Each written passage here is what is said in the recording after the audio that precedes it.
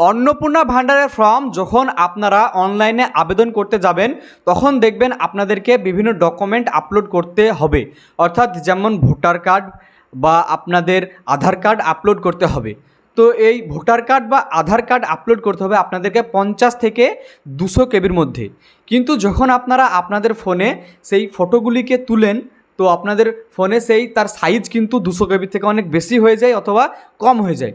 তো কিভাবে আপনারা এই 50 থেকে 200 কেবির মধ্যে আপনাদের ইমেজটিকে সাইজ রাখতে পারেন অথবা আপনাদের ইমেজকে রিসাইজ করতে পারেন সেটি আজকের ভিডিওতে আপনাদেরকে বলা হবে। তাই আজকের ভিডিও আপনারা প্রথম থেকে শেষ পর্যন্ত দেখবেন, তাহলে আশা করি সকলেই কিন্তু বুঝতে পারবেন।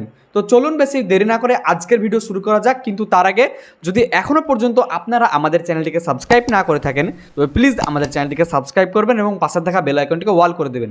আর হ্যাঁ, যদি এই ভিডিওটি আপনারা আমাদের ফেসবুক পেজ থেকে দেখে থাকেন তো প্লিজ আমাদের ফেসবুক পেজটিকে আপনারা দয়া করে ফলো করবেন। তো চলুন বেশি দেরি না করে আজকের ভিডিওর মূল অংশ যাওয়া যাক।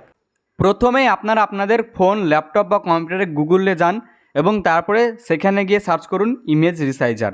ইমেজ রিসাইজার লিখে যখনই সার্চ করবেন আপনাদের সামনে অনেক অসংখ্য ওয়েবসাইট চলে আসবে। আপনারা প্রথম ওয়েবসাইটটায় ক্লিক করবেন। এই ওয়েবসাইটটায় আপনারা ক্লিক করবেন। এইখানে ক্লিক করার পরে ওয়েবসাইটের ভিতরে আপনারা ঢুকে যাবেন এবং এইখানে আপনাদেরকে কোনো রকম লগ ইন করতে হবে না, কোনো রকম মোবাইল নাম্বার দিতে হবে না, কিছু করতে হবে না। আপনারা কী করবেন, এখানে দেখুন লেখা আছে সিলেক্ট ইমেজ। এই সিলেক্ট ইমেজে আপনাদেরকে ক্লিক করতে হবে। সিলেক্ট ইমেজে ক্লিক করার পরে আপনাদের সামনে 3টে অপশান চলে আসবে। আপনারা ফাইল অপশানে ক্লিক করবেন। ফাইল অপশানে যখনই ক্লিক করবেন আপনাদের ফোনের গ্যালারিতে যত রকম ছবি আছে এখানে ওপেন হয়ে যাবে। দেখুন ইমেজটি আমরা সিলেক্ট করে নিয়েছি এবং এটির সাইজ হচ্ছে 359 কেবি। কিন্তু আমরা এর সাইজ কিভাবে কমাবো দেখুন আপনারা। এরপরে আপনারা নিচের দিকে যাবেন এবং তারপরে কীরকম সাইজ আপনাদের চাই এখানে আপনারা সিলেক্ট করে নেবেন এবং তারপরে এখানে জাস্ট রিসাইজ ইমেজে ক্লিক করবেন। রিসাইজ ইমেজে ক্লিক করার পরে আপনাদেরকে নিচের দিকে যেতে হবে এবং তারপরে দেখুন আমরা যে ছবিটা আপলোড করেছিলাম সেটির সাইজ ছিল 359 কেবি, কিন্তু এখন সেটির সাইজ হয়ে গেছে 99.52 কেবি।